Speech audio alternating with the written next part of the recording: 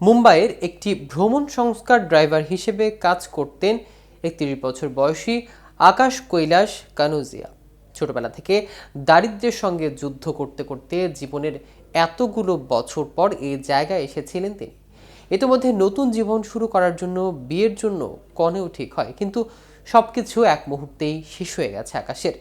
বলিউড তারকা সাইফ আলী খানের বাড়িতে হামলার ঘটনা সন্দেহ করে পুলিশ তাকে গ্রেফতার করে। প্রাথমিক জিজ্ঞাসাবাদ ও সিসিটিভি ফুটেজের সঙ্গে তার মিল না পাওয়ায় নিজেদের ভুল বলে তাকে ছেড়ে দেয় পুলিশ। কিন্তু এরই মাঝে নিজের জীবনের সবকিছু তছনছ হয়ে যায় আকাশের।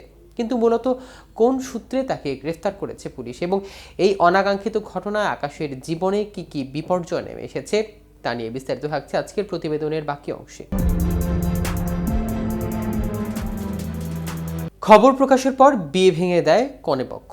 জীবিকার একমাত্র অবলম্বন গাড়ি চালানোর কাজ থেকে তাকে অব্যাহতি দেয় পুলিশ। বাবা মাকে প্রতিনিয়ত শুনতে হচ্ছে প্রতিবেশীদের কটাক্ষ। পুলিশ তাকে মামলা থেকে অব্যাহতি দিলেও এই অভিযোগ এখনও পেছন ছাড়ছে না আকাশ ও তার পরিবারের।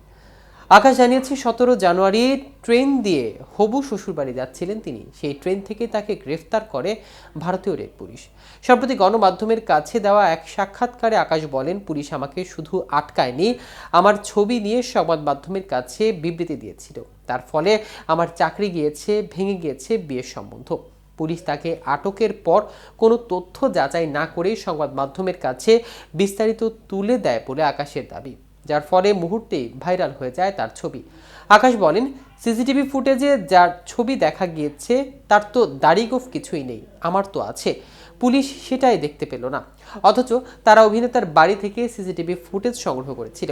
আটকের পর পুলিশ তাকে চরম হেনস্থা করে বলে আকাশ দাবি করেন সে সময় কোনো রকমের নিজের মালিকের সঙ্গে ফোন করেন তিনি। দীর্ঘক্ষণ জেরার পর পুলিশের হাত থেকে ছাড়া পান তিনি, কিন্তু জানতে পারেন ইতোমধ্যেই তার আটকের খবরটি ছড়িয়ে পড়েছে সর্বত্র এবং বিয়ে ভেঙে দিয়েছে পাত্রপক্ষ আর গাড়ি চালকের চাকরি থেকে অব্যাহতি পেয়েছেন।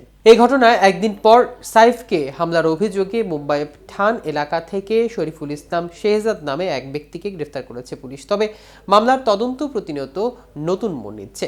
ভারতীয় গণমাধ্যম মিড ডে প্রতিবেদন অনুযায়ী মহারাষ্ট্র সিআইডির ফিঙ্গারপ্রিন্ট বিভাগের প্রতিবেদনে বলা হয়েছে, বলিউড তারকা সাইফ আলী খান ও কারিনা কাপুরের বাড়ি থেকে হামলাকারীর যে ১৯টি ফিঙ্গারপ্রিন্ট পাওয়া গেছে, পরীক্ষা করে দেখা গেছে সেগুলোর সঙ্গে আটক শরীফুলের আঙ্গুলের ছাপের কোনো মিল নেই। জানা গেছে আটক শরীফুল ইসলামের 10টি আঙ্গুলের ছাপ পাঠানো হয়েছিল।